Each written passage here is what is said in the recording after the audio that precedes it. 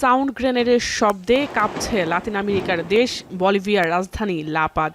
কাঁদানে গ্যাসে ঝাপসা হয়ে আসছে সেখানকার রাজপথ। গেল 2 সপ্তাহ ধরেই সরকার বিরোধী বিক্ষোভে উত্তাল বলিভিয়া। রাষ্ট্র পরিচালনার ব্যর্থতার অভিযোগ এনে দেশটির প্রেসিডেন্ট রদ্রিগো পাজকে ক্ষমতা থেকে নামাতেই সাধারণ মানুষের এই বিক্ষোভ। সোমবার প্রেসিডেন্টের বাসভবন ঘেরাও করতে গেলে নতুন করে শুরু হয় দাঙ্গা। En 6 meses debía gobernar, hermano, no enfrentarnos con nuestros hermanos. Aquí están, hermano, nuestros hijos. Está incluso mi hijo aquí hoy día, estoy mirando, está allá atrás. বিক্ষোভে অংশ নেয় শ্রমিক, কৃষক ও বিভিন্ন সংগঠনের সদস্যরা। তাদের অভিযোগ, জ্বালানি সংকট, মূল্যস্ফীতি এবং ডলারের ঘাটতিতে দেশের অর্থনীতি ভয়াবহ চাপে পড়েছে। আন্দোলনকারীদের হঠাতে অ্যাকশনে যায় পুলিশ, ছড়ে কাঁদানে গ্যাস ও ফাঁকা গুলি। এক পর্যায়ে পুলিশের দিকে তেড়ে আসে বিক্ষোভকারীরা। সড়কে টায়ার জ্বালিয়ে প্রেসিডেন্টের বিরুদ্ধে স্লোগান দেয় তারা।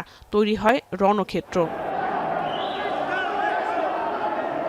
সরকারের অভিযোগ, সাবেক প্রেসিডেন্ট ইভো মোরালেসের সমর্থকরা এই আন্দোলনের অর্থায়ন করছেন।